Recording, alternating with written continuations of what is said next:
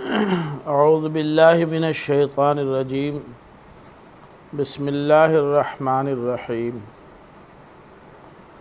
وَإِذْ يَرْفَعُ إِبْرَاهِيمُ الْقَوَاعِدَ مِنَ الْبَيْتِ وَإِسْمَاعِيلُ رَبَّنَا تَقَبَّلْ مِنَّا إِنَّكَ أَنْتَ السَّمِيعُ الْعَلِيمُ رَبَّنَا وَاجْعَلْنَا مُسْلِمَيْنِ لَكَ وَمِنْ ذُرِّيَّتِنَا أُمَّةً مُسْلِمَةً لَكَ وَأَرِنَا مَنَاسِكَنَا وَتُبْ عَلَيْنَا إِنَّكَ أَنْتَ التَّوَّابُ الرَّحِيمُ رَبَّنَا وَابْعَثْ فِيهِمْ رَسُولًا مِّنْهُمْ يَتْلُو عَلَيْهِمْ آيَاتِكَ وَيُعَلِّمُهُمُ الْكِتَابَ وَالْحِكْمَةَ وَيُزَكِّيهِمْ إِنَّكَ أَنْتَ الْعَزِيزُ الْحَكِيمُ وَمَنْ يَرْغَبُ عَنْ مِلَّةِ إِبْرَاهِيمَ إِلَّا مَنْ سَفِهَ نَفْسَهُ وَلَقَدِ اصْطَفَيْنَاهُ فِي الدُّنْيَا وَإِنَّهُ فِي الْآخِرَةِ لَمِنَ الصَّالِحِينَ إِذْ قَالَ لَهُ رَبُّهُ أَسْلِمْ قَالَ أَسْلَمْتُ لِرَبِّ الْعَالَمِينَ وَوَصَّى بِهَا إِبْرَاهِيمُ بَنِيهِ وَيَعْقُوبُ يَا بَنِيَّ إِنَّ اللَّهَ اصْطَفَى لَكُمُ الدِّينَ فَلَا تَمُوتُنَّ إِلَّا وَأَنْتُمْ مُسْلِمُونَ أَمْ كُنْتُمْ شُهَدَاءَ إِذْ حَضَرَ يَعْقُوبَ الْمَوْتُ إِذْ قَالَ لِبَنِيهِ مَا تَعْبُدُونَ مِنْ بَعْدِي قَالُوا نَعْبُدُ إِلَٰهَكَ وَإِلَٰهَ آبَائِكَ إِبْرَاهِيمَ وَإِسْمَاعِيلَ وَإِسْحَاقَ إِلَٰهًا وَاحِدًا وَنَحْنُ لَهُ مُسْلِمُونَ تِلْكَ أُمَّةٌ قَدْ خَلَتْ لَهَا مَا كَسَبَتْ وَلَكُمْ مَا كَسَبْتُمْ وَلَا تُسْأَلُونَ عَمَّا كَانُوا يَعْمَلُونَ۔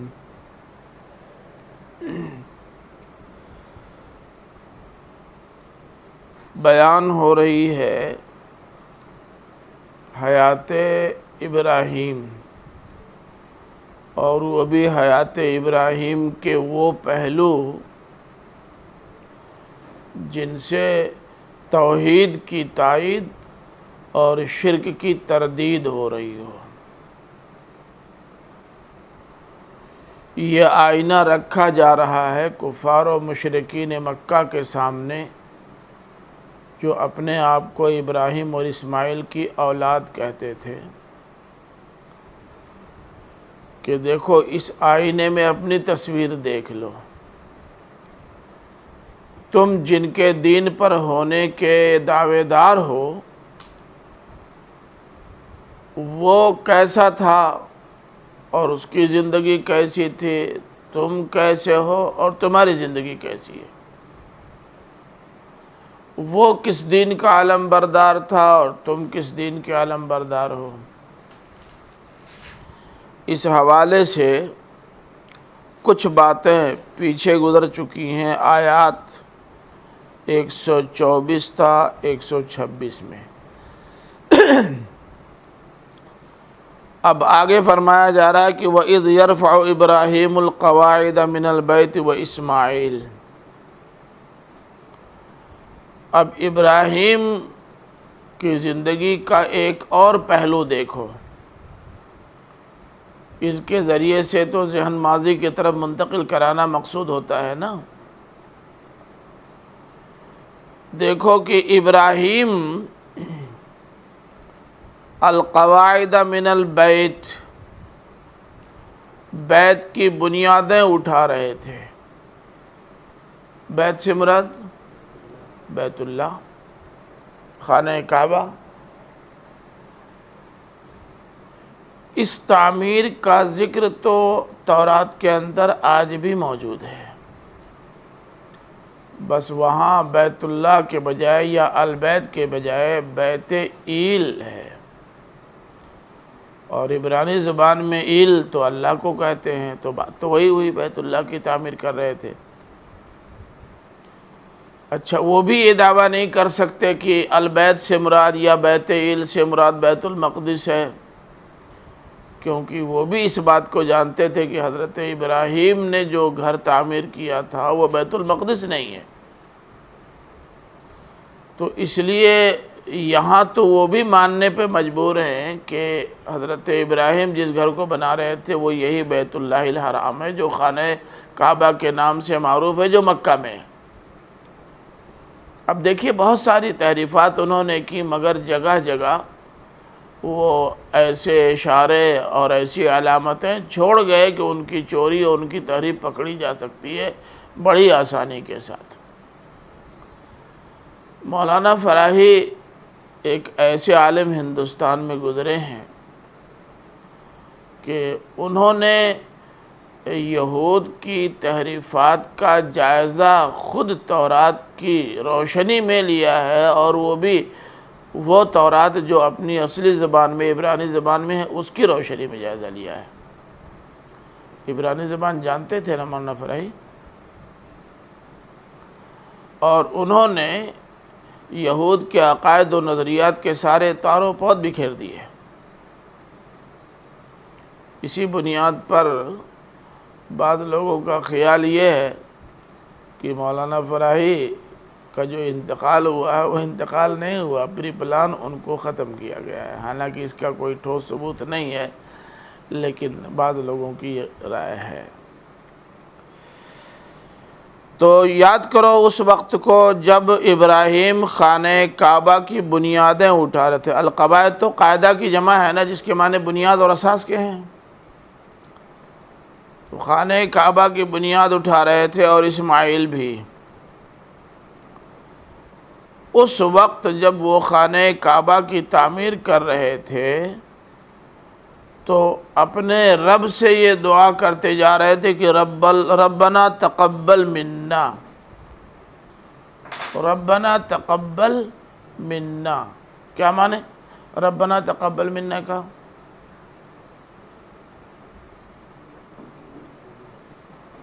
اس کے دو مفہوم ہو سکتے ہیں۔ ایک تو یہ کہ یہ مرکز توحید جو ہم تعمیر کر رہے ہیں، اے اللہ تو ہماری اس خدمت کو قبول فرما لے، ربنا تقبل منا۔ اور اس مفہوم کی جانب اشارہ کرتا ہے سباق، یعنی یرفع ابراہیم القواعد من البیت، خانہ کعبہ کی تعمیر کر رہے تھے تو بوقت تعمیر یہ کہنا کہ ربنا تقبل منا، اشارہ تو اسی طرف لگتا ہے کہ جو کام ہم کر رہے ہیں اسے قبول فرما لے۔ دوسرا مفہوم اس کا یہ ہو سکتا ہے کہ ہم خانہ کعبہ کی تعمیر کے وقت آپ کی بارگاہ میں جو درخواستیں گزارنے جا رہے ہیں، جو دعائیں کرنے جا رہے ہیں، آپ انہیں قبول فرما لیں۔ تو ابھی قبولیت کی درخواست دی ہے، میٹر بعد میں آ رہا ہے، یہ سیاق سے متعلق ہے۔ اب ہمارے مفسرین میں سے بعضوں نے اس کو اور بعضوں نے اس کو ترجیح دی ہے، اور دونوں میں سے کسی کو بھی لے لیں تو یہ نہیں کہا جا سکتا کہ وہ بے محل ہے، بالکل برمحل ہے۔ دونوں میں سے جو لیں وہ برمحل ہے۔ مجھے لگتا ہے کہ ایسے موقعوں پر ابہام جہاں دونوں طرف ذہن منتقل ہو سکے اللہ تعالیٰ کی حکمت کا حصہ ہے۔ اللہ تعالیٰ چاہتا تھا کہ بعد میں جو لوگ اس کو سنیں وہ یہ سمجھیں کہ وہ بھی کر رہے تھے اور یہ بھی کر رہے تھے، یعنی جو کچھ وہ کر رہے تھے اللہ کے لیے کر رہے تھے اور اللہ کے حکم سے کر رہے تھے، اس کے باوجود بھی اپنی کارکردگی کی قبولیت کی دعا و درخواست کر رہے تھے۔ سعادت مندی کی یہ معراج ہے، اور یہ بات بھی ہے کہ ہم یہ گھر اس لیے نہیں تعمیر کر رہے ہیں کہ دنیا کی تعمیرات میں سے ایک تعمیر کا اضافہ ہو جائے، اس تعمیر کے کچھ خاص مقاصد ہیں، اے اللہ ان مقاصد کی تکمیل فرمانا۔ تو یہ اجمال ہی دلیل ہے اس بات کی کہ سیاق و سباق دونوں کو ملا کے جو تفصیل بنتی ہے وہ کل تفصیل اس میں داخل ہو جائے۔ بات سمجھ رہے ہیں نا؟ اِنَّكَ أَنْتَ السَّمِيعُ الْعَلِيمُ، تو بڑا سننے والا اور بہت جاننے والا ہے۔ یہ سمعن قرآن مجید میں بھی جگہ جگہ آ چکا ہے، پیچھے بھی کئی بار گزرا ہے، اور آپ اپنی زبان میں بھی اس سمعن کو ماننے اور قبول کرنے کے معنی میں استعمال کرتے ہیں۔ بھئی میں آپ سے روز کہتا ہوں کہ ذرا جلدی آیا کیجیے، آپ سنتے نہیں۔ سنتے نہیں کا کیا مطلب؟ مانتے نہیں۔ ارے وہ سن کے نہیں دیں گے، کیا مطلب؟ کان بند کر لیں گے، مانیں گے نہیں، یہ معنی ہوتا ہے۔ تو سننے کا یہ معنی سمعنا و اطعنا، ہم نے آپ کی بات قبول کی اور اطاعت کا پکا ارادہ کر لیا ہے۔ تو یہ سمعن دونوں مفہوم اپنے اندر رکھتا ہے، موقع بتائے گا کہ کہاں دونوں مفہوم ہے اور کہاں صرف ایک مفہوم ہے۔ تو اِنَّكَ أَنْتَ السَّمِيعُ کے کیا معنی ہوں گے؟ بلا شبہ تو سننے والا، یعنی ہماری درخواست کو قبول کرنے والا ہے، یہی نہ ہوگا؟ پھر دوسری صفت آئی ہے العلیم، تو جاننے والا ہے۔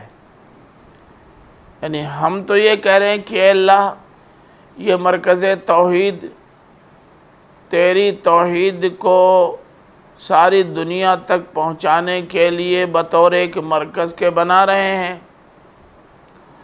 اب ہمارا یہ دعویٰ سچا ہے کہ جھوٹا ہے تجھے تو پتہ ہے، تو علیم ہے۔ ہم کچھ درخواستیں تیری بارگاہ میں گزار رہے ہیں، ان درخواستوں کو قبول کرنا مناسب ہے کہ نہیں؟ اگر ان درخواستوں کو قبول کر لے گا تو مستقبل میں اس سے بہتری آئے گی کہ ابتری آئے گی۔ اِنَّكَ أَنْتَ الْعَلِيمُ، تو علیم ہے، تو بہتر جانے، ہم کیا کہہ سکتے ہیں؟ تو کسی آیت میں جو صفات اللہ تعالیٰ کی آتی ہیں وہ صفات اس موضوع یا اس میٹر سے براہ راست متعلق ہوتی ہیں۔ اب آگے اصل دعا آ رہی ہے، فرمایا کہ ربنا واجعلنا مسلمین لک، اے ہمارے رب تو ہمیں بنا لے اپنے مسلم، ہمیں بنا لے اپنے مسلم۔ یہ بیچ بیچ میں ربنا ربنا ربنا بار بار آ رہا ہے، یہ ریپیٹیشن اچھا ہے کیا؟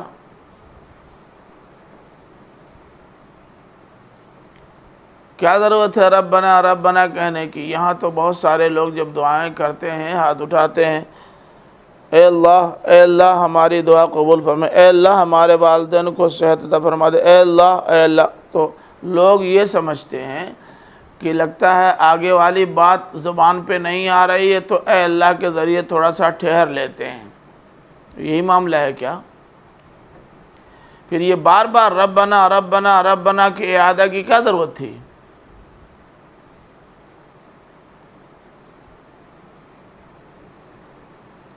دیکھیے یہ بار بار یا اللہ یا ربنا وغیرہ کا جب استعمال کیا جاتا ہے تو اس کے دو خاص مقاصد ہوتے ہیں۔ ایک مقصد تو یہ ہوتا ہے ربنا ربنا ربنا کے اعادے سے کہ گویا ہم اللہ کی ربوبیت کا بار بار اعتراف کر رہے ہیں، بار بار اعتراف کر رہے ہیں، اور بار بار کے اعتراف سے اللہ کی رحمت کو متوجہ کرنے میں سہولت ہوتی ہے۔ اگر بات اللہ کی نہ ہوتی تو کہا جا سکتا تھا کہ اس کے ذریعے سے اللہ تعالیٰ پر کمندیں ڈالنے کی کوشش کی جا رہی ہے۔ ابو جان ابو جان ابو جان ابو جان کہ جتنی مرتبہ آپ ابو جان ریپیٹ کریں گے، باپ کی محبت اسی قدر معجزن ہوگی۔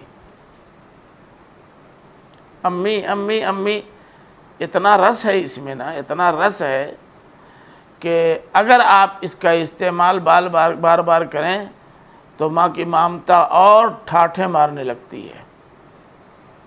ایک فائدہ تو یہ ہوتا ہے۔ دوسرا فائدہ یہ ہے کہ اس کے بار بار اعادے سے شرف قبولیت کے یقین اور اطمینان کا اظہار ہوتا ہے۔ یعنی لگتا ہے، پورا یقین ہے کہ اللہ تعالیٰ قبول کر لے گا، پورا یقین ہے کہ اللہ تعالیٰ قبول کر لے گا، تو اس لیے اس کی ربوبیت کا قبولیت سے پہلے ہی بار بار ذکر کر رہے ہیں کہ واقعی تو رب ہے، اور تجھی سے یہ امید کی جا سکتی ہے کہ جو درخواست ہم گزاریں گے وہ کل قبول کر لے گا۔ تو یہ دو پہلو ہیں، ایک طرف اعتراف اور ایک طرف یقین، دو چیزیں۔ یہ سمجھنا ٹھیک نہیں ہے کہ یہ الفاظ اور جملے زبان پہ نہیں آ رہے ہیں اس لیے خلا کو بھرنے کے لیے بار بار ربنا ربنا کہا جاتا ہے۔ تو سب سے پہلی درخواست حضرت ابراہیم علیہ السلام نے کیا فرمائی؟ خانہ کعبہ کی تعمیر حضرت ابراہیم اور ان کے بیٹے اسماعیل کر رہے تھے،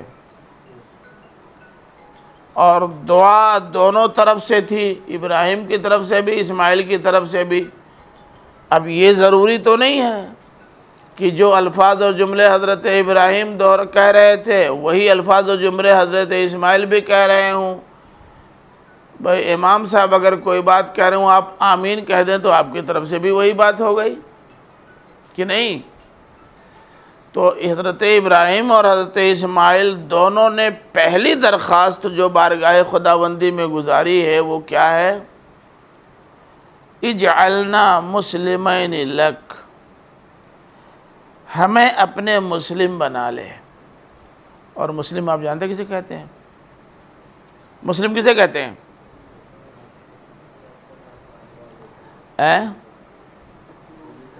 مسلم کہتے ہیں مکمل طور سے فرما برداری کرنے اور اپنے آپ کو اللہ کے حوالے کر دینے والے کے، اور اسلام مکمل حوالگی کا نام ہے۔ اب دیکھیے مکمل حوالگی یا اسلام کا لفظ یا مسلم کا لفظ کہیں کہیں تو بطور اصطلاح استعمال ہوتا ہے، اور کہیں یہ اپنے حقیقی معنی میں مکمل حوالگی کے معنی میں بھی آتا ہے۔ مثلا وہ کہاں ہے؟ فَلَمَّا أَسْلَمَا وَتَلَّهُ لِلْجَبِينِ،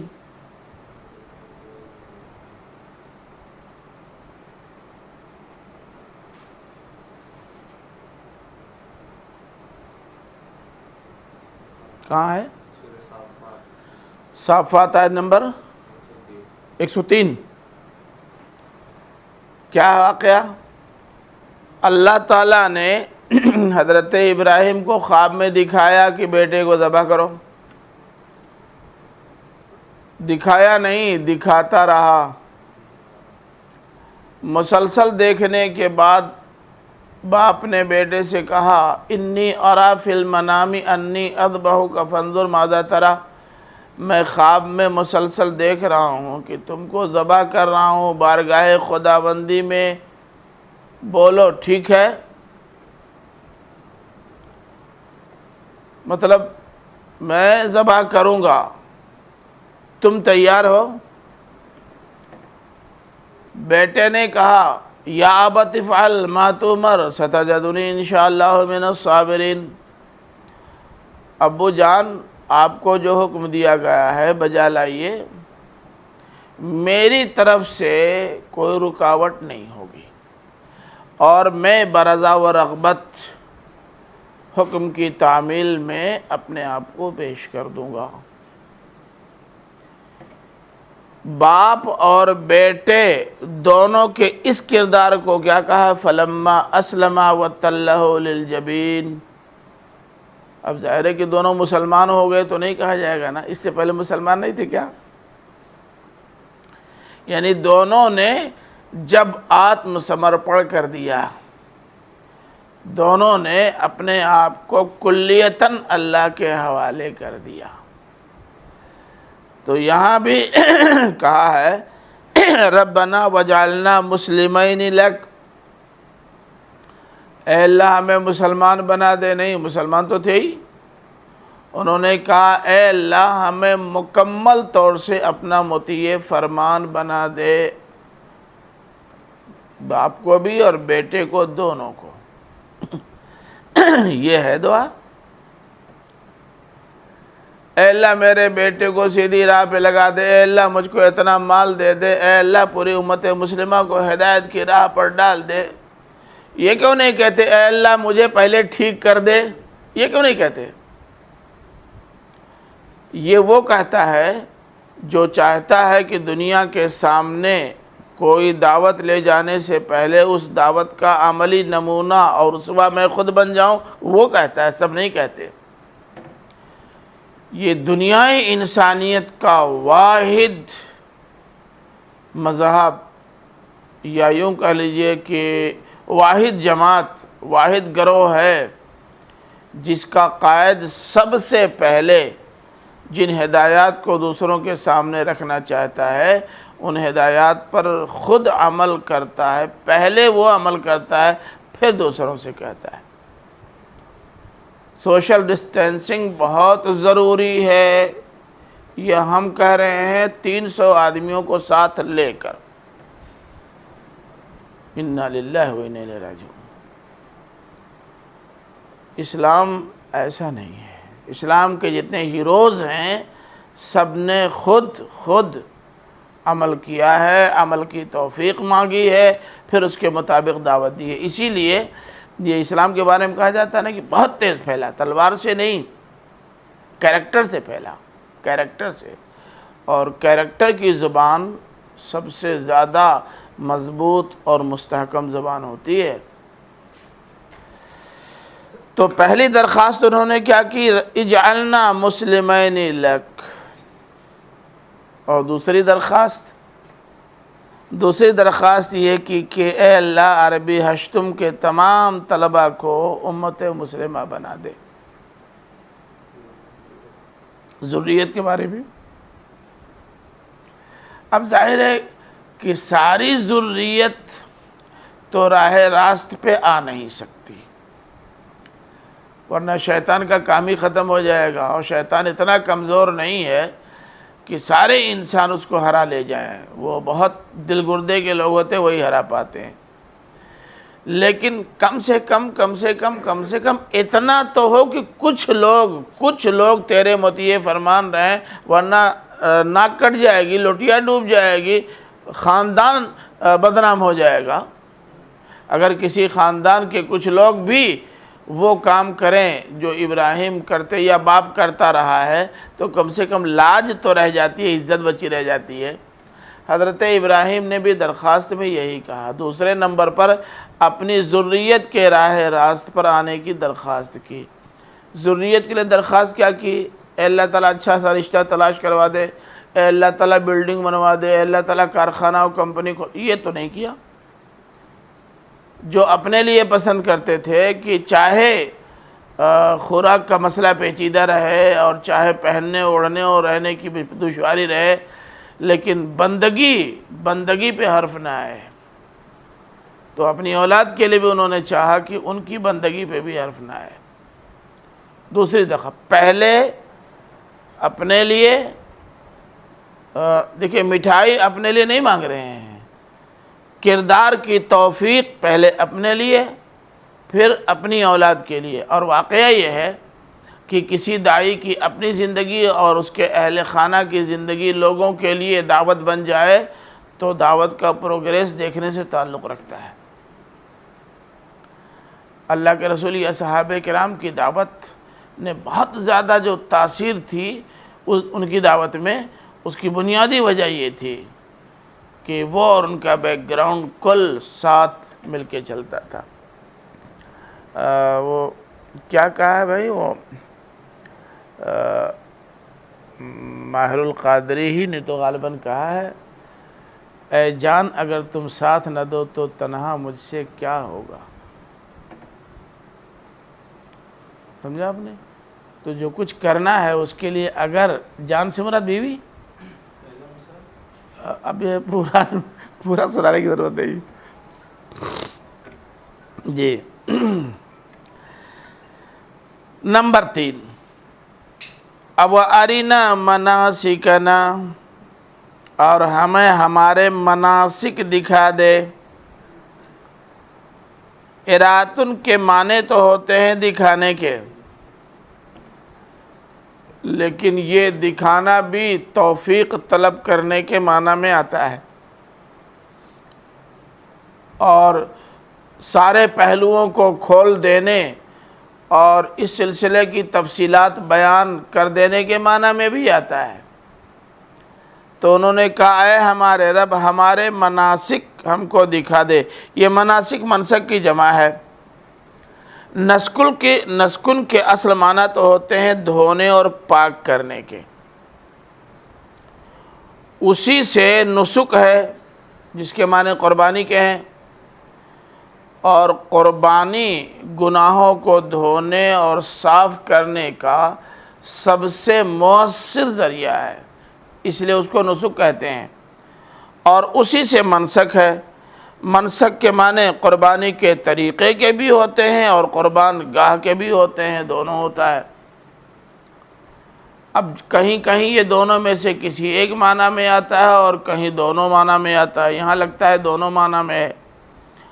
یعنی انہوں نے کہا کہ اے ہمارے رب ہم یہ جو قربانی یہاں دے رہے ہیں، اس قربانی کے کچھ ارکان اور اس کے کچھ عوامل متعین فرما دے، اور وہ خود پہلے ہمارے اوپر واضح کر دے تاکہ ہم اس پر عمل کر کے لوگوں کے لیے ایک اسوہ چھوڑ جائیں۔ اس قربانی کی یادگار کو باقی رکھنے کے لیے کیا کیا کرنا ہے، کیسے کیسے کرنا ہے، کہاں کہاں کرنا ہے، کل بتا دے۔ اور اس وسیع معنی میں اس کا استعمال بہت ہوتا ہے۔ آگے دیکھیے اسی میں آیت نمبر 200 ہے، دیکھیے آیت نمبر 200 کھولیے۔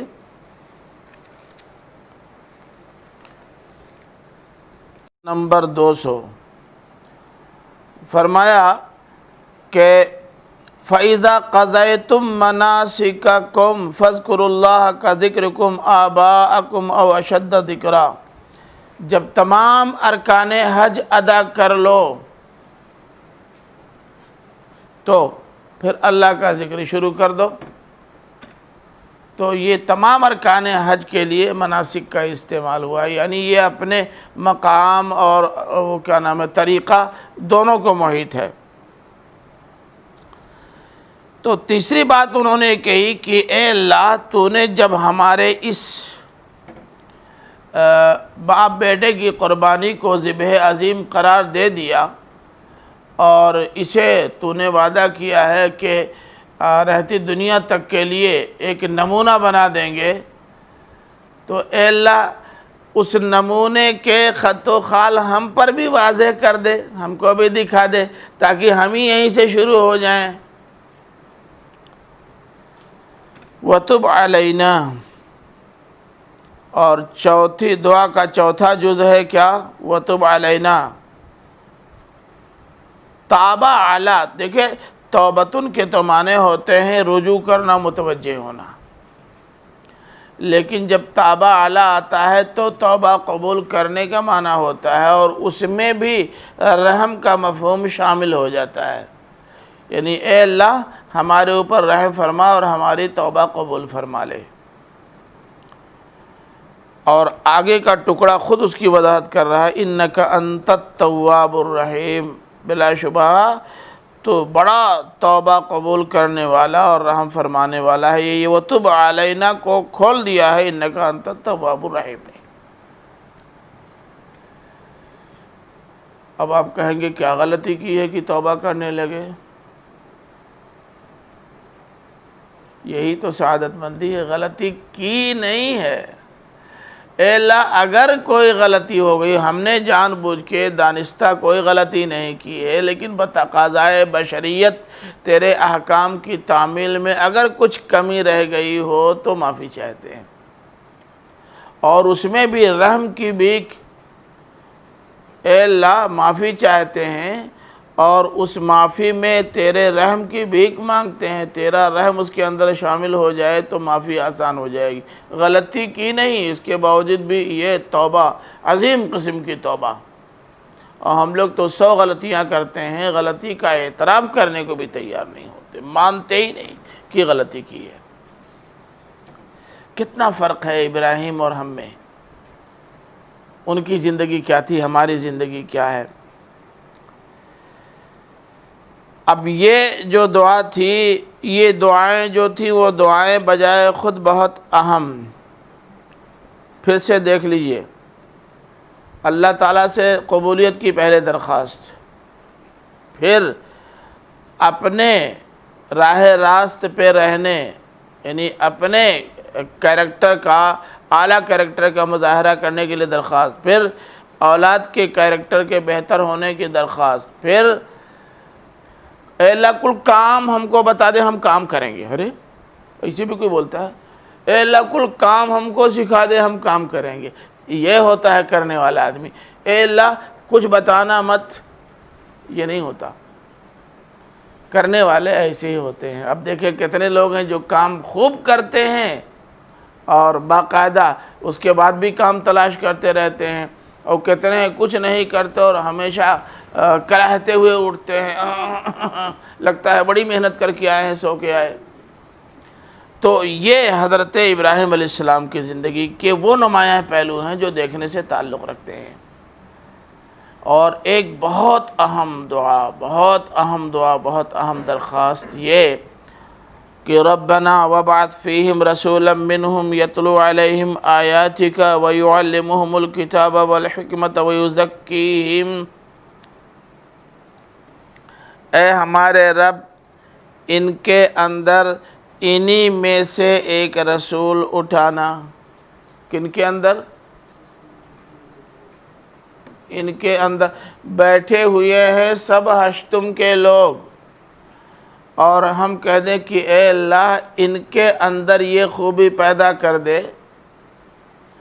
اور مرزا صاحب اس کا مطلب یہ لے لیں کہ درجہ چہارم کے اندر یہ خوبی پیدا کر دے، تو کوئی کیا کرے؟ یہود نے ہی کیا ہے۔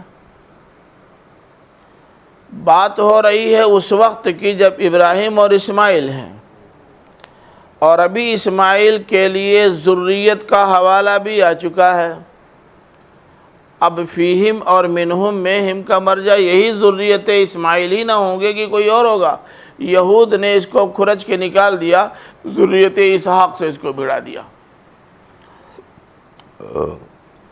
تو فرمایا کہ ہمارے رب ان کے درمیان انہی میں سے ایک رسول اٹھانا جو یتلو علیہم آیاتکا، جو ان پر تیری آیات کی تلاوت کرے۔ تلاوت آیات کا کیا مطلب؟ دیکھیے مکمل تفصیلات تو بیان کرنا مشکل ہے اس وقت، البتہ پھر حوالہ دوں گا اپنے ایک مضمون ہی کا کہ نظام اس میں علوم القرآن میں چھپ چکا ہے کہ تعلیم و تربیت کا ایک جامع مکمل کورس، مکمل نصاب، تعلیم و تربیت کا نصاب، تھوڑا اس کو دیکھ لیجئے۔ بہت تفصیل کے ساتھ میں نے تلاوت آیات، تعلیم کتاب و حکمت اور تزکیہ اپنی طرف سے کچھ نہیں کہا ہے، کل قرآن سے نکال کر اس کے اندر سمو دیا ہے۔ اب اتنی لمبی گفتگو کے لیے تو عاصم صاحب سے 3-4 دن مانگنا پڑے گا، جو ممکن نہیں ہے۔ میں اختصار کے ساتھ آپ کو بتا دیتا ہوں۔ تلاوت آیات کا مطلب ہے منشور الہی کو پڑھنا، خود اس سے فائدہ اٹھانا، دوسروں کو پڑھ کر سنانا، اور انہی دفعات کو پیش نظر رکھتے ہوئے زندگی گزارنے کی تلقین کرنا، یہ سب تلاوت آیات میں آتا ہے۔ تھوڑا سا آپ کو پیچھے کی طرف لے چلوں سمجھانے کے لیے، تھوڑا وقت لگے گا تو ٹائم ملے گا تو ٹھیک، ورنہ بند کر دوں گا۔ دیکھیے، اگر آپ تلاوت آیات کو اچھی طرح سمجھنا چاہتے ہیں، یا تلاوت آیات اور تعلیم کتاب و حکمت اور تزکیہ ان سب کو سمجھنا چاہتے ہیں، تو تھوڑا سا پیچھے چلیے، چہارم میں چلتے ہیں، عربی چہارم میں۔ سورہ جمعہ کی پہلی ہی آیت ہے، پہلی اور دوسری آیتیں کھول لیجئے تاکہ آسانی ہو۔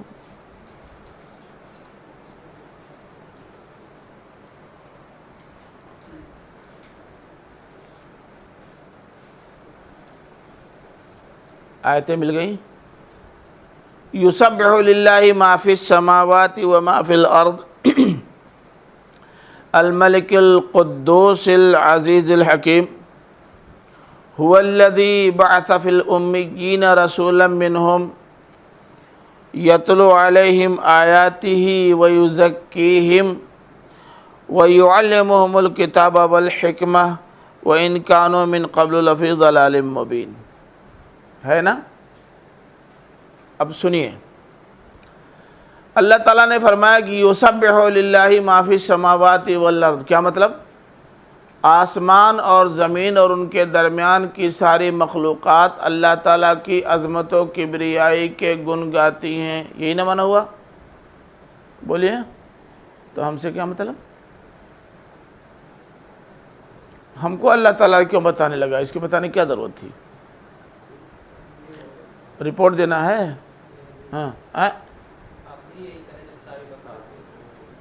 مطلب جب درجے میں آپ سے کمتر مخلوقات یہ کام کر رہی ہیں تو آپ کو تو بدرجہ اولا کرنا چاہیے بھائی۔ اگر مولانا عاصم صاحب، مولانا طلحہ صاحب، مولانا شامہ صاحب یہ کام کر رہے ہیں تو آپ تو پرنسپل ہیں، آپ کو بدرجہ اولا کرنا چاہیے۔ کیوں؟ آپ بتائیں۔ یہ کہنا مقصود ہے، یہ کہنا مقصود نہیں ہے کہ آپ بہت بڑے ہیں اس لیے ہم آپ کو رپورٹ دے رہے ہیں، اتنے بڑے تو آپ ہیں نہیں۔ اچھا، تو اللہ تعالیٰ ہم کو یہ بتانا چاہتا۔ اب سوال پیدا ہوتا ہے، ٹھیک ہے، سب اللہ کی عظمت و کبریائی کے گن گا رہے ہیں، ہم بھی اللہ کی عظمت و کبریائی کے گن گائیں، کیوں؟ اللہ کی عظمت کا اعلان کیوں کریں، اس کا اظہار کیوں کریں؟ سوال پیدا ہوتا ہے نا۔ اس لیے کہ وہ الملک،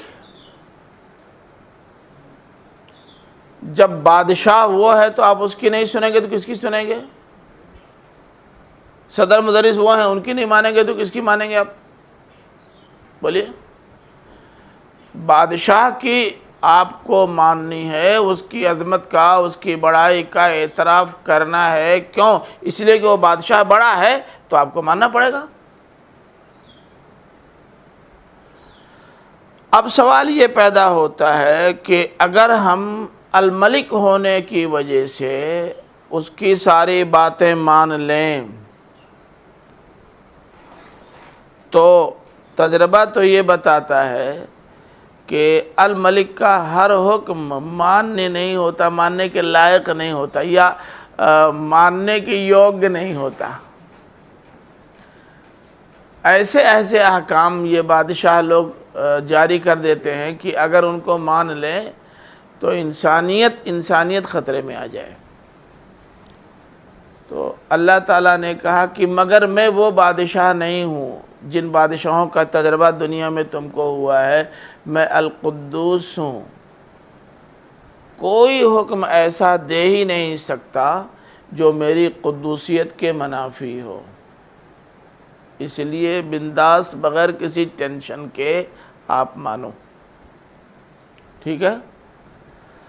لیکن عام طور پر تجربہ یہ بتاتا ہے کہ جو حکمراں ذرا قدوسیت کا مظہر ہوتا ہے، سیدھا سادہ شریف النفس نیک اللہ والا ہوتا ہے، بالعموم وہ کمزور سمجھا جاتا ہے۔ لوگ کہتے ہیں بوڑھا ہے، الو ہے، سیدھا سادہ ہے، نیک اللہ میں کی گائے ہے۔ اللہ تعالیٰ نے العزیز کہہ کر کے یہ تاثر مٹا دیا کہ یہ مت سمجھنا ہماری قدوسیت سے تمہیں یہ غلط فہمی نہ ہو کہ ہم بڑے سیدھے سادے ہیں، ان سے کہلوا کر کے بھی مسئلہ حل کروا لیں گے، یہ نہیں ہوگا۔ العزیز رگڑ دیں گے، بوزی چھوٹ جائے گی۔ ہم اتنی طاقت رکھتے ہیں کہ دنیا کی ساری طاقتیں بھی مل جائیں تو ہمارے مقابلے میں نہیں آ سکتی، اس لیے ہماری قدوسیت سے کسی کو دھوکہ نہ ہو۔ اب اگر اللہ تعالیٰ واقعی اتنا غالب، اتنا مقتدر حکمراں ہے تو یہ بہت سارے لوگ دنیا کے مختلف علاقوں میں جو دھما چوکڑی مچائے ہوئے ہیں، بد تہذیبی، بدتمیزی اور انسانیت سوز مظالم کر رہے ہیں، کیوں نہیں پکڑ لیتا؟ پکڑنا چاہیے نا، پکڑے گا تو طے ہے، پکڑے گا چھوڑے گا نہیں، لیکن اس کی حکمت کا تقاضا ہے کہ تھوڑا موقع دیا جائے۔ اس سے تمہارا بھی امتحان ہوگا، ان کا بھی امتحان ہوگا، دونوں کا امتحان ہوگا، وہ حکیم ہے۔ اب سنیے، اللہ تعالیٰ نے بھیجا ایک رسول، هو الذی بعث فی الامیین رسولا منہم، ایک رسول بھیجا، کام کیا ہے؟ نمبر 1 یتلو علیہم آیاتہ، کیا مطلب؟ جو منشور اللہ تعالیٰ کا انسانیت کے لیے تیار ہوا ہے، یہ جائے اور اس منشور کا اعلان کر دے۔ چونکہ یہ خود بھی اس کا پابند ہے، اس لیے منشور ہمیشہ نگاہوں کے سامنے رکھے۔ عبادت کیسے کرنی ہے کتاب میں دیکھو، گھر میں کیسے رہنا ہے کتاب میں دیکھو، ہم مذہب لوگوں کے ساتھ کیسے رویہ اپنانا ہے کتاب میں دیکھو، برادران وطن کے ساتھ کیسے زندگی گزارنی ہے کتاب میں دیکھو، اور بحیثیت امیر کیا کرنا ہے کتاب میں دیکھو، بحیثیت مامور کیا کرنا ہے کتاب میں دیکھو، انفرادی زندگی کیسی ہوگی کتاب میں دیکھو، اجتماعی زندگی کیسی ہوگی کتاب میں۔ خود نہیں دیکھو گے تو دوسرے کو کیا دکھاؤ گے؟ تو تلاوت آیات میں وہ سارے پہلو آئے کہ نہیں جن کا میں نے ذکر کیا ہے۔ اللہ تعالیٰ کے بھیجے ہوئے منشور قرآن مجید کو خود بھی پڑھنا ہے، دوسروں کو پڑھ کے سنانا ہے، اس سے خود بھی رہنمائی حاصل کرنی ہے، دوسروں کو بھی رہنمائی فراہم کرنی ہے۔ یہ سارا کام اس کتاب کے ذریعے سے ہوگا۔ یہ ہے تلاوت آیات۔ تلاوت آیات کے معنی بھر بھر سر قرآن مجید کی خواندگی نہیں ہے، یہ تلاوت کا معنی نہیں ہے۔ عجیب معاملہ ہے کہ ہم لوگ قرآن مجید کو بے سوچے سمجھے جو پڑھتے ہیں، اگرچہ اس کا بھی فائدہ ہے، ثواب کی حد تک تو بے شک بہت فائدہ ہے، لیکن ثواب بٹورنے کے لیے تو قرآن آیا نہیں ہے، یہ تو آیا ہے ہدایت فراہم کرنے کے لیے نا۔ تو ہدایت حاصل کرنے کے لیے صرف بھربھرا کے پڑھنا کافی نہیں ہے، ہدایت حاصل کرنے کے لیے پڑھنا، سمجھنا، پڑھانا، سمجھانا سب ضروری ہے۔ یہ ہے تلاوت آیات۔ بات سمجھ شریف میں آ رہی؟ پھر آگے ہے وَيُعَلِّمُهُمُ الْكِتَابِ، وہ ان کو کتاب کی تعلیم دے، تعلیم کتاب، کتاب پڑھائے۔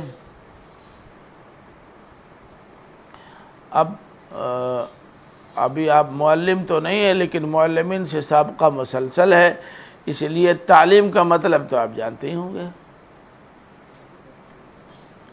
تعلیم کے معنی کیا ہوتے ہیں؟ سکھانا نا۔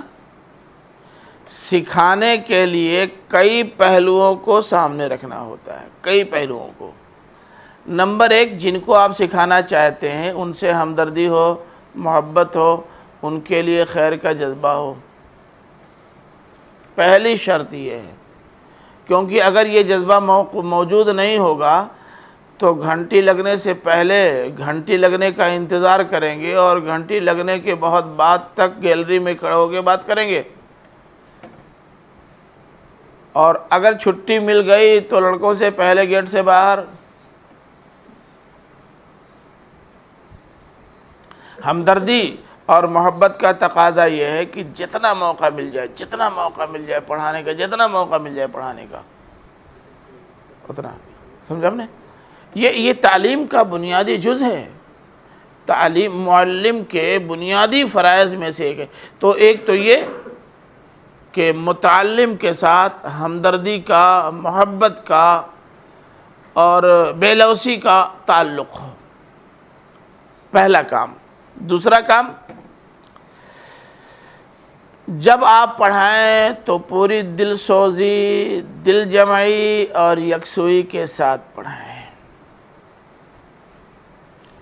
کتاب بھی پڑھا رہے ہیں، مضمون بھی دیکھ رہے ہیں، کتاب بھی پڑھا رہے ہیں اور خاکہ بھی بنا رہے ہیں، کتاب بھی پڑھا رہے ہیں، تھوڑا سا باہر نکل کے کسی سے بات بھی کر لے رہے ہیں، کتاب بھی پڑھا رہے ہیں اور انتظار میں ہیں کہ فلاں صاحب ابھی تک آئے نہیں. یہ تعلیم نہیں ہوتی. آ جائے اتفاق سے کوئی الگ بات ہے، لیکن آپ کے پلان میں ان کا آنا اور یہ ساری چیزیں شامل ہوں، یہ تعلیم کے منافی ہے. تعلیم میں یکسوئی، دلچسپی اور دل جمعی. یکسوئی میں تو آپ ہر طرف سے کٹ جائیں آ گیا، اور دل جمعی میں دل اسی میں لگا رہے، اور دلچسپی میں اس کے علاوہ اور کچھ دماغ پہ سوار نہ ہو. مگر دل جمعی میں یہ بات بھی شامل ہے کہ آپ پوری تیاری کر کے آئیے اور جو کچھ آپ بتانا چاہتے ہیں وہ بتائیے، محفوظ نہ رہ جائے نوٹ تیار کر کے لے آئیے.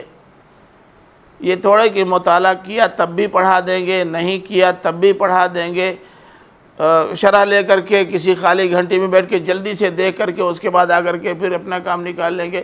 یہ تعلیم نہیں ہے. یہ تعلیم نہیں ہے. یہ تعلیم نہیں. یہ میں اس میں سے ایک بات بھی اپنے طرف سے نہیں کہہ رہا ہوں. آپ کا جی چاہے تو قرآن مجید میں وہ سارے الفاظ نکال لیجئے جہاں تعلیم کا ذکر آیا ہے، اور اس کے بعد کل کا خلاصہ نوٹ کیجئے تو آپ کو یہی ملے گا.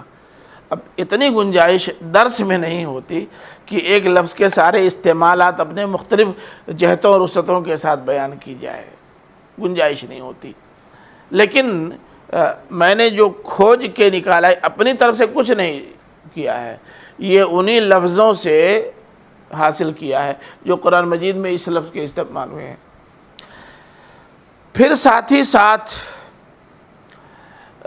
معلم کی ذمہ داری ہوتی ہے کہ ہر استعداد کے طالب علم تک آپ کی تعلیم کا فائدہ پہنچے. بڑی شستہ، بڑی سلیس، بڑی آزاد، تسنیم و کوثر میں دھلی ہوئی زبان ہو مگر ابوالکلام آزاد کی زبان، کچھ کے پلے پڑے کچھ کے پلے ہی نہ پڑے. یہ تعلیم نہیں ہے. معلم تعلیم دے، یہ تو صحیح ہے کہ دیکھیے زمین اپنی صلاحیت کے مطابق پانی جذب کرے گی. یہ جو وہ کیا نام ہے ریح والا علاقہ ہوتا ہے، جیسے یہ میدان ہے تو یا جہاں سخت زمین ہو اور پتھریلی زمین ہو، وہاں ہر زمین کی اپنی صلاحیت انجذاب ہوتی ہے، تو اس صلاحیت کے مطابق پانی جذب کرے گی. مگر پانی برسے سب پر یکساں اور کچھ نہ کچھ فائدہ سب کو دے جائے. یہ تعلیم ہے. اگر کوئی طبقہ آپ کی تعلیم سے یکسر محروم رہ گیا تو آپ معلم نہیں ہیں. ٹیچر ہو سکتے ہیں، مدرس ہو سکتے ہیں، معلم نہیں ہے. مدرس و معلم میں فرق ہے نا تھوڑا سا. ساتھ ہی ساتھ معلم کی ذمہ داری ہے کہ طلباء کے اندر سوالات اور اشکال پیدا کرنے کی صورت پیدا کرے، ایسے لے جائے کہ وہاں چھوڑے جہاں سوال خود بخود پیدا ہو جائے. بہت سے لڑکے ہیں جن کی سمجھ میں سوال نہیں آتا، آپ ایسے پڑھائیے کہ ان کی بھی سمجھ میں کوئی نہ کوئی سوال آ جائے. اور ایک بار 2 بار 4 بار 10 بار جب سوال کے وہ عادی ہو جائیں گے تو سوالات کھود کے نکالنا ان کے لیے آسان ہو جائے گا. یہ بھی معلم کے فرائض میں سے ہے.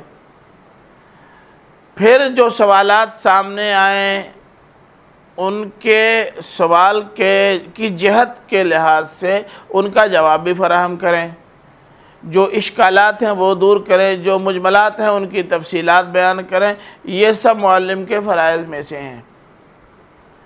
اب آپ بتائیں کہ نبی کریم صلی اللہ علیہ وسلم کو اللہ تعالیٰ نے معلم بنایا ہے نا، تو بہت سارے قرآنی اجمالات کو کھولنا جن کو قرآن نے نہیں کھولا ہے وہ رسول کا کام ہے. اس لیے یہ کہنا صحیح نہیں ہے کہ قرآن مجید سے جتنا معلوم ہو رہا ہے وہی لیں گے، رسول مانے کچھ نہیں، فضول بات ہے. اس کے بہت سارے اجمالات خود قرآن نے کھول دیے ہیں. یہ وہ اجمالات ہیں جن میں ذرا ادھر سے ادھر ہوئے تو گڑبڑ ہو جائے گا، لیکن بہت سارے اجمالات اللہ تعالیٰ نے چھوڑ دیے ہیں رسول پر کہ وہ ان کو کھولیں، ان میں بڑی گنجائش ہوگی. اب اللہ تعالیٰ نے اقامت صلاۃ کا تو ذکر کر دیا ہے، ٹائمنگ بھی کسی حد تک بتا دی ہے، لیکن باقی تفصیلات اللہ کے رسول پہ چھوڑ دی ہیں. کیوں؟ اسی لیے کہ وہ معلم ہے اور مصنف کل نہیں رکھتا، بہت کچھ معلم پہ چھوڑ دیتا ہے. بڑی موٹی مثال میں آپ کو دوں. عام طور پر باہر کی دنیا یہ مانتی ہے، مدرسۃ الاصلاح سے باہر کی دنیا یہ مانتی ہے کہ 2 سال کے اندر، ابھی پرسوں آئے تھے وہ ارشاد صاحب، وہ بتا رہے تھے کہ میں یہاں سے ایک بڑے تعلیمی ادارے میں گیا، یہاں 2 موسم پڑھ کے گئے تھے، وہاں عربی پنجم میں داخلہ ہوا. جب انہوں نے بتایا کہ میں اسباق النحو پڑھ کے آیا ہوں اور قواعد پڑھ کے آیا ہوں اور مفصل پڑھ کے آیا ہوں، تو پہلے تو ان کو یہی حیرت ہو رہی تھی کہ عربی 100 میں مفصل پڑھ کے آئے ہیں. پھر نحو میں یہ طالب علم اس مدرسے میں اتھارٹی رہا. مولانا سعید الرحمن اللازمی صاحب نے تو خود کئی بار اپنے یہاں باقاعدہ درس میں کہا کہ بھئی یہ طالب علم اصلاحی ہے، اس لیے وہ اس میں اتھارٹی ہے. 3 کتاب پڑھ کے اتھارٹی بن گئے آپ. لیکن آپ دیکھیں اسباق النحو جو کتاب بڑی پتلی سی ہے، وہ مفصل ہے؟ بولیے نہیں، بہت مجمل ہے. معلم کا کام ہے کہ اس کی تمام تفصیلات کھول دے. یہ معلم ہی ہے. آئے پڑھا کے چلے گئے، مجملات کو نہیں کھولا، اسباق النحو سے کوئی فائدہ ملنے والا نہیں ہے. تو یہ ہوئی تعلیم کتاب. تعلیم حکمت ذرا اس سے آگے کی چیز ہے. تعلیم حکمت یہ ہے کہ جو تعلیم آپ لوگوں کو دینا چاہتے ہیں کیسے دیں گے کہ وہ مؤثر ہو، یہ ہے حکمت. قرآن مجید میں دوسری جگہ پر سورہ نحل آیت نمبر 125 میں دیکھیں گے، کھولی جلدی.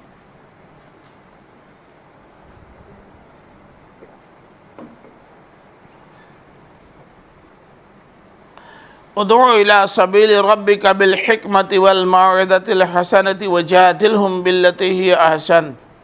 اپنے رب کے راہ کی دعوت دو حکمت اور موعظہ حسنہ کے ساتھ. 125. مطلب کیا ہوا؟ حکمت کا کیا مطلب؟ ایک طالب علم متوجہ نہیں ہے پڑھنے کے لیے، آپ اس کو پڑھائیے، آپ کو پڑھانا ہے، لیکن طریقہ وہ اختیار کیجئے کہ متوجہ ہو جائے. حکمت. میں نے شاید مولوی بسم اللہ صاحب کا واقعہ سنایا تھا، یاد ہے؟ ارے یہاں مولانا بسم اللہ صاحب وہ درجہ اطفال کو پڑھاتے تھے جن کو آپ گدھیا گول کہتے ہیں. عام طور سے سننے میں آج بھی آتا ہے، پہلے بھی سننے میں آتا تھا کہ یہ چھوٹے چھوٹے بچے گھر سے ماں کی گود سے اٹھا کے لائے جاتے ہیں، روز ٹانگ کے لا کے پھینکے جاتے ہیں تب وہ پڑھتے ہیں. ان کے ہاں معاملہ بالکل مختلف تھا، بولے بسم اللہ صاحب کے ہاں. ایک روز میں ان کے کمرے میں گیا تو بڑا ہنگامہ تھا، کل لڑکے چلا رہے تھے، مولوی صاحب ہار گئے ہم جیت گئے، مولوی صاحب ہار گئے ہم جیت گئے. مجھے سخت حیرانی ہوئی. میں نے پوچھا کہ مولانا کیا بات ہے؟ تو کہنے لگے لڑکے جیت گئے، میں ہار گیا.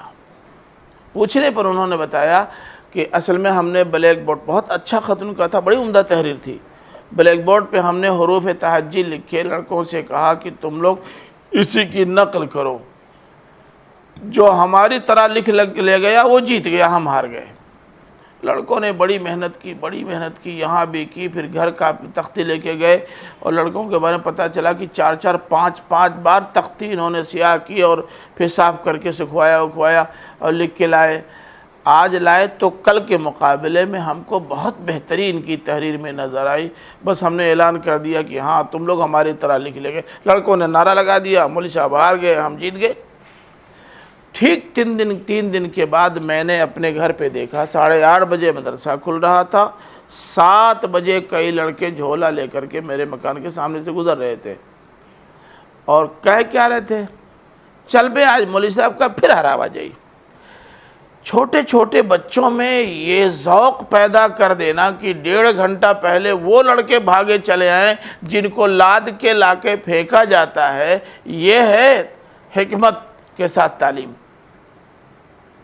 بات سمجھ رہے نا؟ مثالیں کئی ایک دی جا سکتی، لیکن وقت میں گنجائش نہیں۔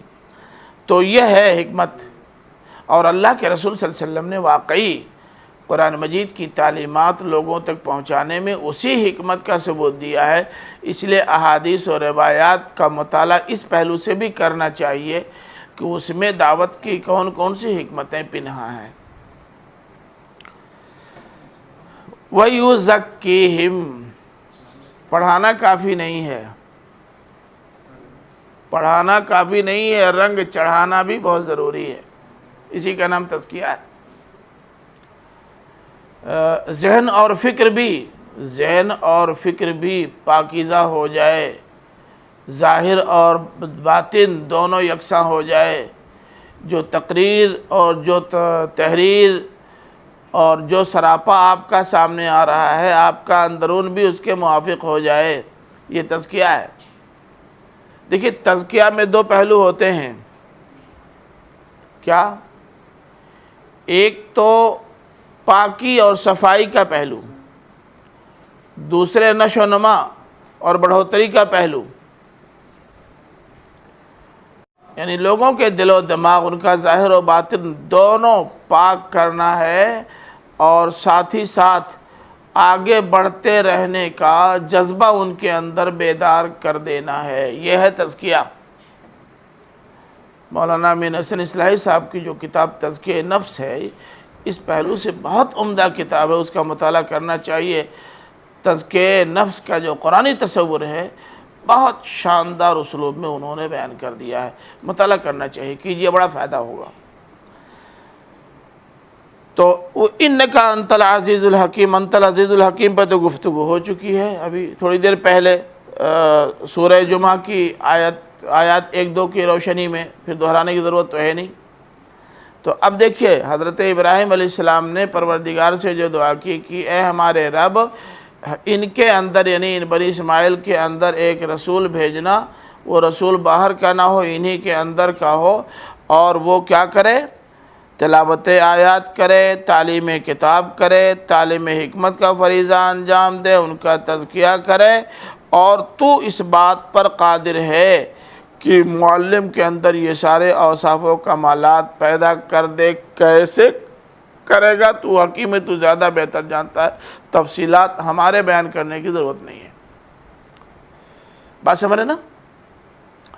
وَمَنْ يَرْغَبُ عَنْ مِلَّةِ إِبْرَاهِيمَ وَمَنْ يَرْغَبُ عَنْ مِلَّةِ إِبْرَاهِيمَ إِلَّا مَنْ سَفِيَ نَفْسَهُ وَلَقَدِ اصْطَفَيْنَاهُ فِي الدُّنْيَا وَإِنَّهُ فِي الْآخِرَةِ لَمِنَ الصَّالِحِينَ۔ اور کون، دیکھیں رغبہ کا استعمال 2 طرح سے ہوتا ہے عربی زبان میں، ایک رغبہ عن ہے اور ایک رغبہ فی ہے۔ رغبہ عن کے معنی بیزاری کا اظہار کرنا، رغبہ فی کے معنی دلچسپی کا مظاہرہ کرنا۔ تو یہاں عن ہے، وَمَنْ يَرْغَبُ عَنْ مِلَّةِ إِبْرَاهِيمَ، ملت ابراہیم کا ایک خاکہ ابھی آپ کے سامنے آیا۔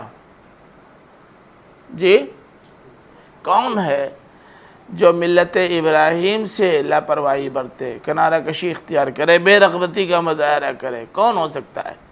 سوائے اس کے من سفیہ نفسہ، جس نے اپنے آپ کو بے وقوفی میں ڈالا یا جس نے اپنا نصیبہ بگاڑا۔ دیکھیں یہ سفہن بھی جو ہے وہ لازم متعدی دونوں آتا ہے۔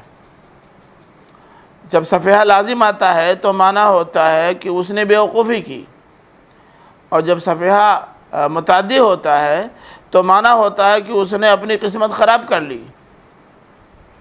بس سمجھے نا؟ تو سوائے اس کے کون اس ملت سے لاپرواہی برت سکتا ہے، سوائے اس کے جس نے اپنا نصیبہ ہی بگاڑ لیا ہو، جس نے خود اپنے پاؤں میں کلہاڑی مار لی ہو۔ یہ اسلوب بتا رہا ہے کہ یہ ترغیب کا بھی ہے، اظہار تعجب کا بھی ہے، اظہار افسوس کا بھی ہے۔ یعنی ایسا نہیں ہونا چاہیے افسوس کے لوگ ایسا کر رہے ہیں، حیرت ہے کہ کیسے ایسا کر رہے ہیں، یہ نہیں، یہ کرنا چاہیے۔ سارے پہلو اس کے اندر موجود ہیں۔ وَلَقَدِ اسْتَفَيْنَاهُ وَلَقَدِ اسْتَفَيْنَاهُ فِي الدُّنْيَا، ہم نے اس کا انتخاب کر لیا دنیا میں۔ اشارہ ہے اس کی جانب جو ابھی آیت نمبر 124 میں گزرا، انی جاعلک للناس اماما۔ اس نے یہ ساری قربانیاں دیں اور اتنا درد پالا کہ ہم نے اس کو منتخب کر کے لوگوں کا امام بنا دیا۔ وَإِنَّهُ فِي الْآخِرَةِ لَمِنَ الصَّالِحِينَ، اور یقیناً آخرت میں وہ صالحین میں سے ہوگا۔ صالحین سے مراد وہ لوگ جن کی قسمت اچھی ہے، وہ لوگ جو بارگاہ خداوندی میں باریاب ہوں گے، وہ لوگ جو اپنے اعمال، اپنے کردار، اپنے اقوال اور اپنی گفتگو میں یکسانیت پیدا کر کے اللہ تعالیٰ کی توجہ کے مستحق بن چکے ہوں گے، وہ لوگ صالح اسی کو کہتے ہیں نا۔ اب ایک اور پہلو دیکھیے، اذ قال له ربه اسلم قال اسلمت لرب العالمین۔ اسلام پر گفتگو اوپر ہو چکی ہے، اس لیے تفصیل کی ضرورت نہیں۔ یاد کرو اس وقت کو جب کہ اس کے رب نے اس سے کہا اسلم، سر تسلیم خم کر دو، اپنے بیٹے کو میری راہ میں قربان کر دو۔ اسلم سے اشارہ اسی جانب ہے، بیٹے کی قربانی کی طرف۔ قال اسلمت لرب العالمین، اس نے کہا کہ یہ کہنے کی کیا ضرورت ہے، رب العالمین آپ ہیں، اور رب العالمین کے سامنے سر اطاعت تو خم ہے ہی آلریڈی، اس میں شبہ کیا ہے؟ اور پھر بیٹے سے جب کہا تو یہ اطمینان تو تھا ہی کہ بیٹے کی تربیت جس طرح اس کی ماں نے کی ہے وہ بیٹا بھی یہی جواب دے گا۔ دیکھیے ماؤں کا کردار بڑا اہم ہوتا ہے اولاد کی تربیت میں۔ اسماعیل کو اسماعیل بنانے میں ہاجرہ کا کردار بہت اہم ہے۔ یہ سب لوگ اپنے اپنے گھروں میں جائیں، اپنی ماؤں کو بتا دیں۔ ماؤں کو بتائیں گے تو ناراض ہو جائیں گے، اپنی بیویوں کو بتانے میں کیا لگتا ہے، شادی ہو جائے تو۔ ہاں، وَوَصَّى بِهَا إِبْرَاهِيمُ بَنِيهِ وَيَعْقُوبُ۔ اب اس کے بعد بتایا جا رہا ہے کہ دیکھو اسی کی وصیت کی ابراہیم نے اپنے بیٹوں کو، وَيَعْقُوبُ بَنِيهِ، اور یعقوب نے اپنے بیٹوں کو۔ کس کی؟ ہاں کا مرجع وہ ساری چیزیں ہیں جو ابھی اوپر حضرت ابراہیم کے تعلق سے بیان ہوئیں۔ تو ابراہیم نے اپنے بیٹوں کو ان کی وصیت کی، اور یعقوب نے بھی اپنے بیٹوں کو ان کی وصیت کی۔ ایسا نہیں ہے کہ وصیت کرنے میں کہیں سے کوئی کمی واقع رہ گئی ہے۔ اب دیکھیے حضرت ابراہیم اور حضرت یعقوب دونوں نے بہت ساری وصیتیں تو خود قرآن مجید میں ان کا اشارہ موجود ہے، لیکن وہ مولانا عبدالمجید دریابادی سے نے جو گنز برگ کے حوالے سے، قصص یہود کے حوالے سے دو چیپٹرز اپنی تفسیر میں نقل کیے ہیں، ایک حضرت اسحاق کے حوالے، حضرت یعقوب کے حوالے سے۔ تو یہاں اسحاق کا حوالہ تو ہے نہیں، حضرت یعقوب کا حوالہ میں ابھی آپ کو بتا دیتا ہوں، بلکہ پڑھ کے سنا دیتا ہوں، مگر یہ بات ذہن میں رہے کہ چاہے حضرت یعقوب ہو چاہے حضرت ابراہیم، ان دونوں نے اپنی اولاد کو جن باتوں کی تلقین کی تھی ان میں یہ پہلو جو ان الفاظ سے نکل رہے ہیں بہت اہم ہے۔ نمبر 1، بندگی کا تقاضا ہے مکمل حوالگی، یہ معلوم ہوا نا۔ دوسری چیز، ترقی کا زینہ ہے قربانی۔ محنت نہیں کریں گے ترقی نہیں ہوگی، محنت ہی نہیں، قربانی دینے کی، جب تک قربانی نہیں دیں گے۔ تیسری چیز یہ ہے کہ جب تک زبان اور عمل دونوں سے چاہت اور محبت کا اظہار نہ ہو، محبوبیت حاصل نہیں ہو سکتی۔ امی آپ کو بہت تکلیف ہے، میرا دل پھٹا جا رہا ہے، اور ایک خوراک دوا لے کر کے نہ ہو، مارے گی، دوئی تماچا گالی دے گی اور سیدھے سیدھے بددعا دے دے گی، ایسے نہیں ہوتا۔ آپ جس درد کا اظہار کر رہے ہیں، آپ اس تکلیف کو دور کرنے کی تدبیریں بھی کریں، تب ہوتا ہے۔ تو یہ تینوں پہلو خاص طور سے ذہن میں رہیں جو ان آیات سے نکل رہے ہیں، ان کی نشاندہی میں نے کر دی۔ تو ابراہیم نے بھی ان باتوں کی وصیت کی اپنے بیٹوں کو، اور یعقوب نے بھی اپنے بیٹوں کو وصیت کی۔ یعقوب نے کیا کہا، ابراہیم نے جو کہا وہ آپ نے دیکھ لیا کسی حد تک، مزید تفصیل۔ یعقوب نے اپنے بیٹوں کو کہا، یا بنی ان اللہ اصطفیٰ لکم الدین فلا تموتن الا وانتم مسلمون، اے میرے بیٹو، اللہ نے تمہارے لیے دین کا انتخاب کر لیا ہے۔ دین سے مراد دین اسلام۔ کیسے معلوم؟ اللہ تعالیٰ نے خود کہا، ان الدین عند اللہ الاسلام، دین تو اللہ کے نزدیک صرف اسلام ہے، سورہ آل عمران میں ہے نا۔ فلا تموتن الا وانتم مسلمون، تو تم ہرگز نہ مرنا مگر اس حال میں کہ تم مسلمان رہو۔ اس کا مطلب یہ ہے کہ بیٹو، مہد سے لحد تک تم کو اسلام پر چلنا ہے، کسی مرحلے میں اسلام اور کسی مرحلے میں غیر اسلام نہیں چلے گا۔ عام طور سے نوجوانی اور جوانی میں اسلام کی طرف رغبت کم ہوتی ہے، کھانے پینے کے دن بعد میں دیکھا جائے گا، اور جب بڑھوتی آتی ہے تو پورے مطلب لہو مال کے ساتھ اسلام کی طرف راغب ہو جاتے ہیں۔ جی، تو پوری زندگی لا تموتن الا وانتم مسلمون بتا رہا ہے کہ اسلام پر زندہ رہو، یہاں تک کہ مرو تب بھی اسلام ہی پر مرو، یہ بتا رہا ہے۔ اب دیکھیے، حضرت یعقوب نے اپنے بیٹوں کو جو نصیحت یہاں کی ہے وہ آپ دیکھ رہے ہیں، اور وہ گنزبرگ کی قصص یہود میں جو مولانا عبدالماجد دریابادی صاحب نے حوالہ دیا ہے وہ یہ ہے کہ حضرت یعقوب نے اپنے بیٹوں کو 12 بیٹوں کو بلایا اور ان سے کہا کہ مجھے اندیشہ ہے کہ تم میں سے کوئی بت پرستی کا میلان رکھتا ہو۔ اس کے جواب میں 12 بیٹوں نے کہا، سن اے اسرائیل، ہمارے باپ، ہمارا خدا وہی خدائے لم یزل ہے جس کی طرف تیرا دلی ایمان ہے، اور جس کی طرف تیرا دلی ایمان ہے، جس خدا کی طرف یا خدا پر، اسی پر ہم سب کا دلی ایمان ہے۔ بات سمجھے نا؟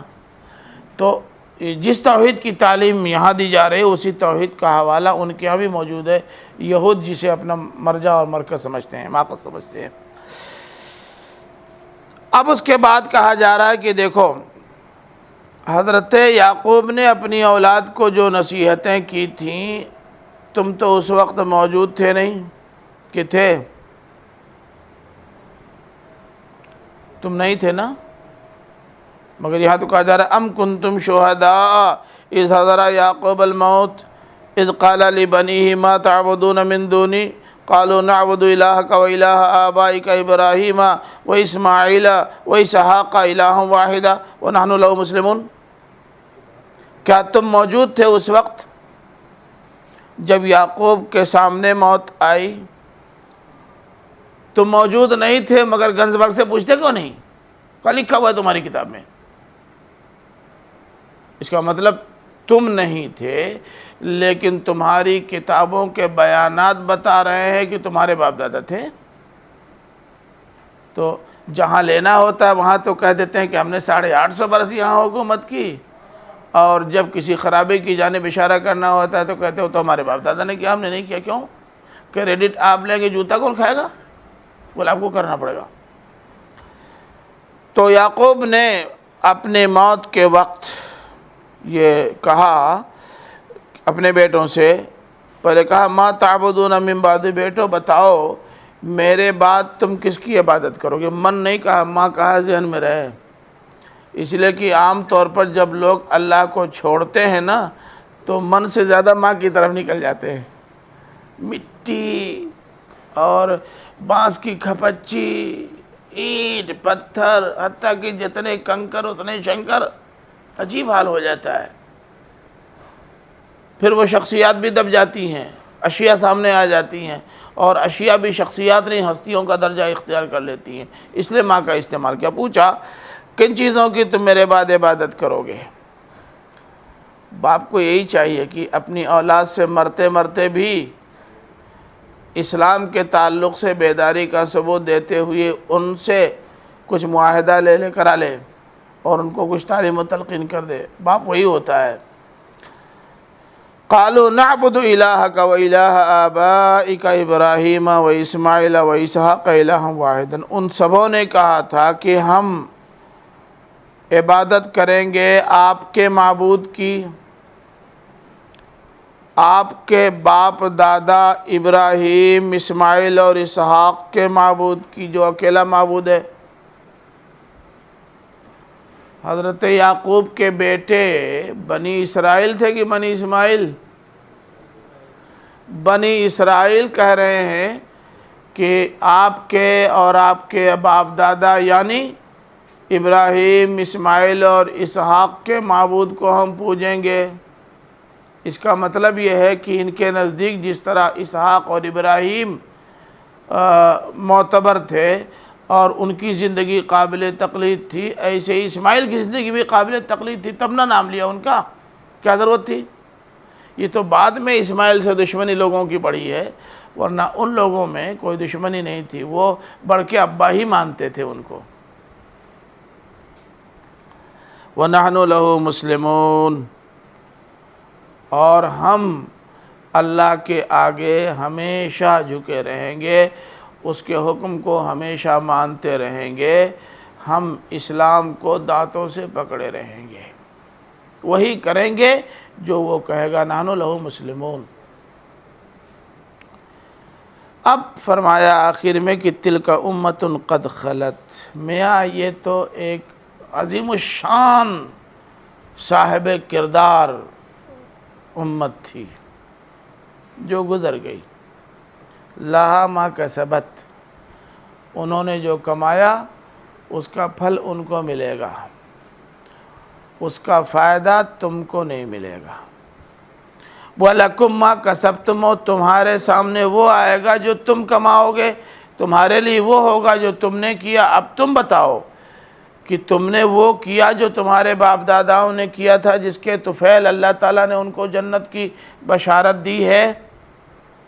اگر تم نے بھی وہی کیا جو انہوں نے کیا تو اپنے کردار کی وجہ سے جس طرح جنت کی بشارت ان کو ملے تمہیں بھی ملے گی. لیکن اگر تمہاری زندگی ان کی زندگی سے مختلف ہے تو ان کا کردار تمہارے کھاتے میں کیسے آ جائے گا؟ اس لیے پدرم سلطان بود کا نعرہ مت لگاؤ، خود بھی کچھ کرو، اور وہ کرو جس کا بار بار نام لیتے ہو. وَلَا تُسْأَلُونَ عَمَّا كَانُوا يَعْمَلُونَ، اور تم سے ان کے بارے میں نہیں پوچھا جائے گا جو وہ کرتے رہے. یہ نہیں پوچھا جائے گا اچھا بھائی بتاؤ تمہارے ابا نماز پڑھتے تھے کہ نہیں، بتاؤ تمہارے ابا زکوٰۃ دیتے تھے کہ نہیں، بتاؤ تمہارے ابا لوگوں کے ساتھ حسن سلوک کرتے تھے کہ نہیں. ہاں کرتے تھے، ہاں کرتے تھے، ہاں کرتے تھے. 100 سوالوں کا جواب صحیح صحیح. تم کو کیا ملا؟ ان کے کردار کے باب میں سوال تم سے ہوگا ہی نہیں. جب ان کے اچھے کردار کے بارے میں تم سے سوال نہیں ہوگا کہ تم ان کا کریڈٹ لے سکو تو ان کے خراب کردار کی گرفت بھی تم پر نہیں ہوگی. اس لیے تم جو کچھ کر رہے ہو اس کے ذمہ دار ہو، وہ جو کر رہے تھے اس کے ذمہ دار تھے. تو اب تم سوچ لو کہ تمہیں کیا کرنا ہے. بس اب اسی پہ ختم کرتے ہیں، اور اگر کوئی سوال ہو تو کر سکتے ہیں.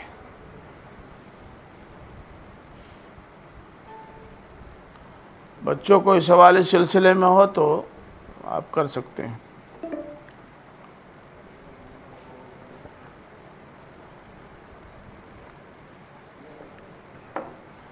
اقول قولی ھذا واستغفر اللہ لی ولکم ولسائر المسلمین فاستغفروہ انہ هو الغفور الرحیم۔ یہ اس کو بند کر دیے۔